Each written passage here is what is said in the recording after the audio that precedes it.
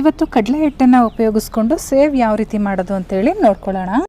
Video start ಮಾಡೋದಕ್ಕಿಂತ ಮುಂಚೆ ನೀವಿನ್ನೂ ನನ್ನ ಚಾನಲ್ಗೆ ಸಬ್ಸ್ಕ್ರೈಬ್ ಮಾಡ್ಕೊಂಡಿಲ್ಲ ಅಂದರೆ ಈ ಕೂಡಲೇ ಕೆಳಗಡೆ ಕಾಣಿಸ್ತಾ ಇರೋ ರೆಡ್ ಕಲರ್ ಸಬ್ಸ್ಕ್ರೈಬ್ ಬಟನ್ ಮೇಲೆ ಕ್ಲಿಕ್ ಮಾಡಿ.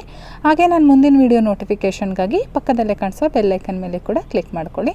ಬನ್ನಿ ಇವಾಗ ಸೇವ್ ಯಾವ ರೀತಿ ಮಾಡೋದು ಅಂತೇಳಿ ನೋಡ್ಕೊಳ್ಳೋಣ. ಮೊದಲಿಗೆ ನಾನಿಲ್ಲಿ ಒಂದು ಮಿಕ್ಸಿಂಗ್ ಬೌಲ್ ಇಟ್ಕೊಂಡಿದ್ದೀನಿ.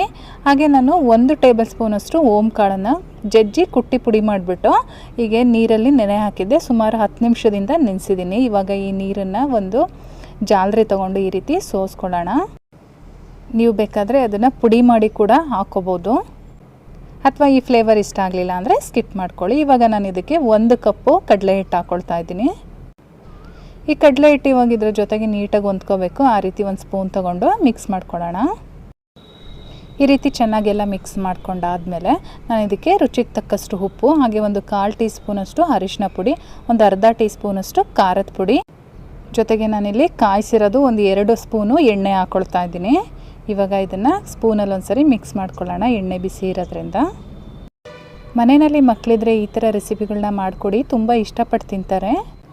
ಇವಾಗ ನೋಡಿ ನಾನು ಇದನ್ನೆಲ್ಲ ಚೆನ್ನಾಗಿ ಮಿಕ್ಸ್ ಮಾಡ್ಕೊಂಡಿದ್ದೀನಿ. ಇವಾಗ ಇದಕ್ಕೆ ಒಂದು ಸ್ವಲ್ಪ ನೀರು ಹಾಕ್ಕೊಂಡು ಮತ್ತೆ ಚೆನ್ನಾಗಿ ನಾದ್ಕೊಳ್ಬೇಕು. ನಮಗೆ ಇದು ಚಕ್ಲಿ ಹಿಟ್ಟಿನ ಅದಕ್ಕೆ ಬರಬೇಕು, ಆ ರೀತಿ ನಾವು ಸಾಫ್ಟಾಗಿ ನಾದಬೇಕಾಗತ್ತೆ. ಎಲ್ಲೂ ಕೂಡ ಗಂಟುಗಳಿರಬಾರ್ದು. ಸ್ವಲ್ಪ ತೆಳುವಾಗೇ ಮಾಡ್ಕೊಳ್ಳಿ. ನೋಡಿ ಇದು ಸರಿಯಾಗಿದೆ ಇವಾಗ ಕನ್ಸಿಸ್ಟೆನ್ಸಿ. ಸ್ವಲ್ಪ ತೆಳುವಾಗಿದ್ದರೆ ನಮಗೆ ಎಣ್ಣೆಲಿ ಹಾಕಬೇಕಾದ್ರೆ ಈಸಿಯಾಗಿ ಬರುತ್ತೆ. ನಾನು ಇಲ್ಲಿ ದೊಡ್ಡ ಹೋಲ್ ಇರೋದು ಸೇವ್ ಮೇಕರ್ ತೊಗೊಂಡಿದ್ದೀನಿ. ನಿಮಗೆ ಇಷ್ಟು ದೊಡ್ಡದು ಬೇಡ ಅಂತ ಅನಿಸಿದ್ರೆ ಚಿಕ್ಕ ಹೋಲ್ ಇರೋದನ್ನು ಕೂಡ ತೊಗೊಳ್ಬೋದು. ಈಗ ನಾವು ಮಾಡಿಟ್ಕೊಂಡಿದ್ದೀವಲ್ಲ ಸೇವ್ ಮಿಶ್ರಣ, ಇವಾಗ ಇದರೊಳಗಡೆ ಫಿಲಪ್ ಮಾಡೋಣ. ಮಾಡೋದಕ್ಕಿಂತ ಮುಂಚೆ ನಾವು ಚಕ್ಲಿ ಹೋಲ್ ಇಟ್ಕೊಂಡಿದ್ದೀವಲ್ಲ ಅದರಲ್ಲಿ ಎಣ್ಣೆನ ಅಪ್ಲೈ ಮಾಡ್ಕೊಂಡಿರಬೇಕು. ಈ ಟೈಮಲ್ಲಿ ಎಣ್ಣೆ ಕೂಡ ಸ್ಟವ್ ಮೇಲೆ ಬಿಸಿ ಆಗ್ತಾ ಇರಬೇಕು. ಇದು ಫಿಲಪ್ ಆಗಿದೆ. ಈಗ ನಾನೀಗ ಡೈರೆಕ್ಟಾಗಿ ಎಣ್ಣೆಲಿ ಹಾಕ್ತಾಯಿದ್ದೀನಿ. ಎಣ್ಣೆ ಕೂಡ ಚೆನ್ನಾಗಿ ಕಾದಿದೆ. ಎಣ್ಣೆನ ಚೆನ್ನಾಗಿ ಕಾಯಿಸ್ಕೊಂಡಿರಿ. ಹಾಕಬೇಕಾದ್ರೆ ಫ್ಲೇಮ್ನ ಕಡಿಮೆ ಮಾಡ್ಕೊಳ್ಳಿ, ಏಕೆಂದರೆ ಕೈಗೆ ಬಿಸಿ ತಾಗ್ತಾ ಇರುತ್ತೆ. ಎಲ್ಲ ಕಂಪ್ಲೀಟಾಗಿ ಈ ರೀತಿ ಹಾಕಾದ್ಮೇಲೆ ನೀವು ಮೀಡಿಯಮ್ ಫ್ಲೇಮಲ್ಲಿ ಇಟ್ಕೊಂಡು ಬೇಯಿಸ್ಕೊಳ್ಳಿ. ತುಂಬ ಜಾಸ್ತಿ ಟೈಮ್ ತೊಗೊಳಲ್ಲ, ಒಂದು 2 ರಿಂದ 2.5 ನಿಮಿಷ ಅಷ್ಟೇ ಟೈಮ್ ತೊಗೊಳೋದಿದು. 2 ಸೈಡು ಕೂಡ ನೀಟಾಗಿ ಬೇಯಿಸ್ಕೊಳ್ಳಿ. ನಮಗೆ ಕ್ರಿಸ್ಪಿಯಾಗಿ ಬರಬೇಕು, ಅಲ್ಲಿವರೆಗೂ ನಾವು ಬೇಯಿಸ್ಕೊಳ್ಬೇಕಾಗತ್ತೆ. ಅದೇನು ನೊರೆ ಥರ ಬರ್ತಾ ಇದೆ, ಆ ನೊರೆ ಬರೋದೆಲ್ಲ ಸ್ಟಾಪ್ ಆಗಬೇಕು. ನಾವು ಅಲ್ಲಿವರೆಗೂ ಬೇಯಿಸ್ಕೋಬೇಕಾಗತ್ತೆ. ನಿಮಗೆ ಗೊತ್ತಾಗುತ್ತೆ ಅವಾಗ. ನೋಡಿ ಇವಾಗ ಆ ನೊರೆ ಬರೋದೆಲ್ಲ ಸ್ಟಾಪ್ ಆಗಿದೆ. ಇವಾಗ ರೆಡಿಯಾಗಿದೆ. ಇದು ತೆಗೆದು ಒಂದು ಪ್ಲೇಟಲ್ಲಿ ಇಟ್ಕೊಳ್ಳೋಣ, ಅಥವಾ ಟಿಶ್ಯೂ ಪೇಪರ್ ಮೇಲೆ ಇಟ್ಕೊಳ್ಬೇಕಾಗತ್ತೆ.